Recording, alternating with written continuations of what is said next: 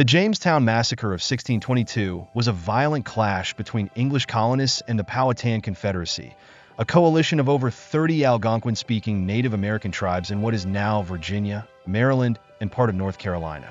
The Confederacy originated when Chief Powhatan, known by his given name Wohansicuf, became the leader of the Powhatan tribe, inheriting control over 6 initial tribes: the Appomattox, Rohtuck, Chiskiak, Mattapony, Pamunkey, and Powhatan.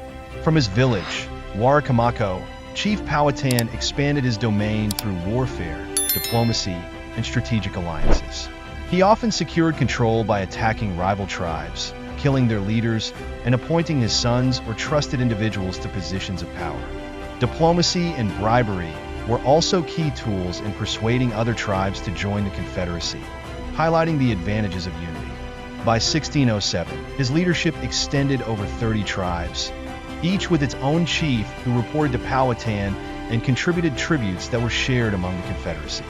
The Powhatan Confederacy's economy thrived on agriculture, trade, and spoils from conflicts, particularly against their rivals, the Iroquois Confederacy.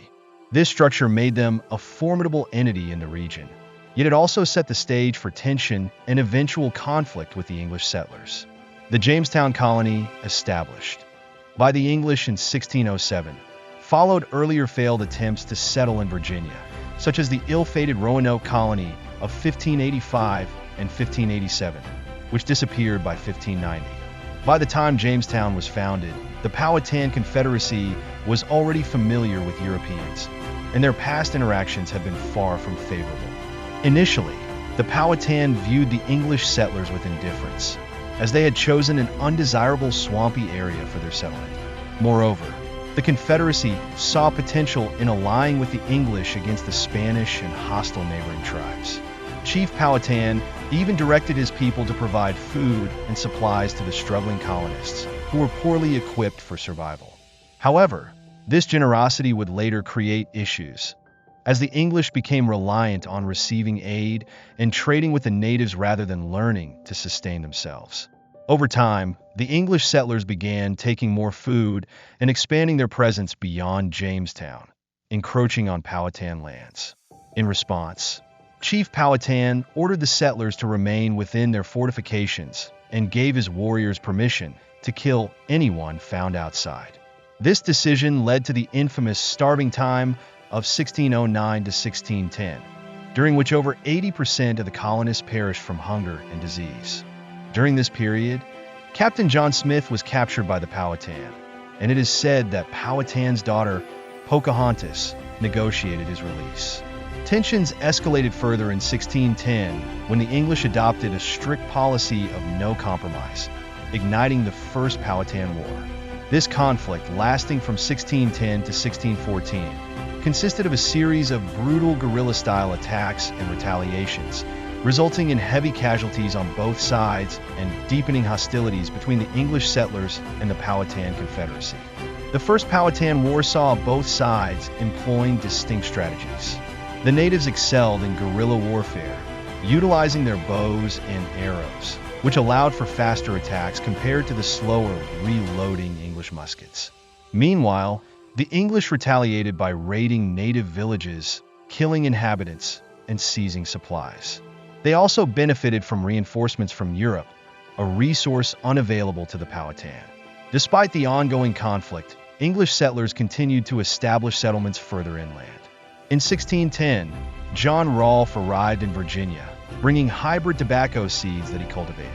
By 1614, Rolfe had become wealthy, owning a large plantation across the river from the Henricus colony, near Jamestown.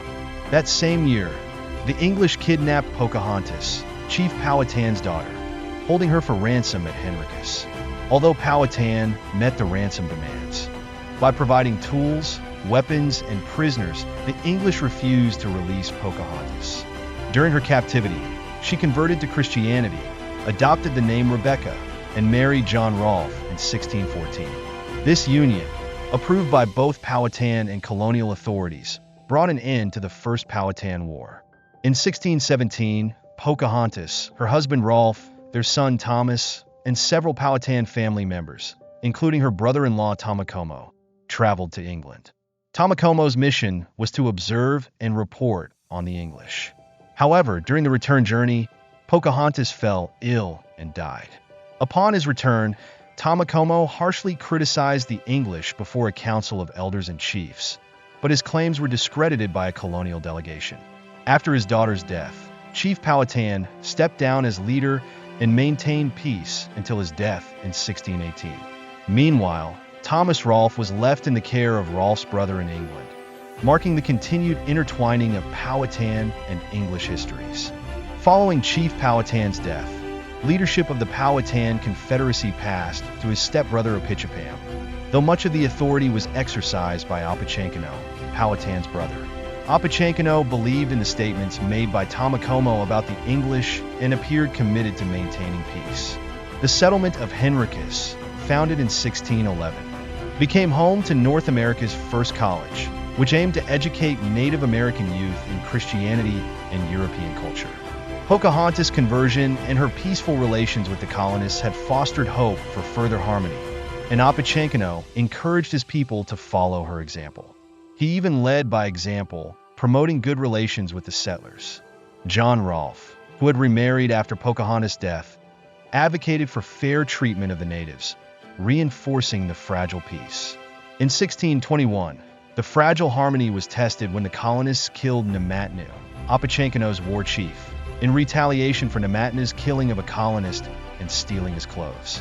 Opechancanough did not seek revenge, claiming the punishment was deserved, though his sincerity remains debated. Around this time, both Opechancanough and his brother adopted war names, signaling preparations for an attack.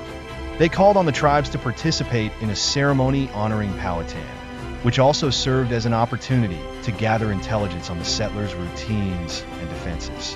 The massacre took place on the morning of March 22, 1622. The day began like any other, with colonists working on their farms and in their shops. Native visitors, familiar and seemingly unarmed, approached the settlements, knocking on doors and requesting entry. Trusting the peaceful interactions of the past, the colonists let them in, unaware of the deadly plan about to unfold. Many natives, upon entering the colonists' homes on the morning of March 22, 1622, accepted meals or drinks before launching a brutal and calculated assault.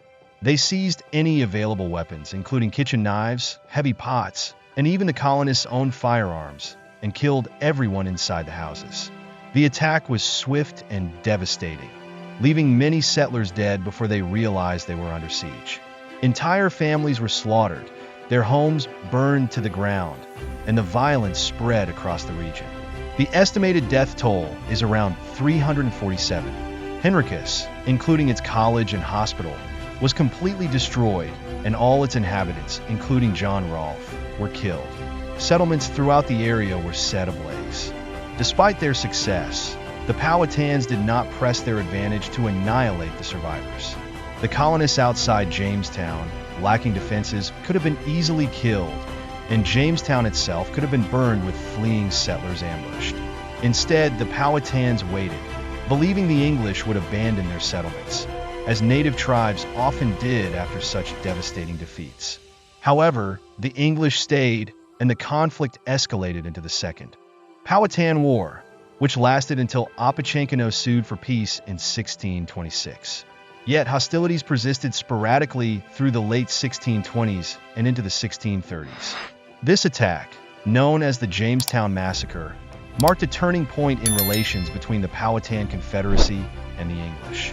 It set the stage for continued conflict, culminating in the Third Powhatan War from 1644 to 1646.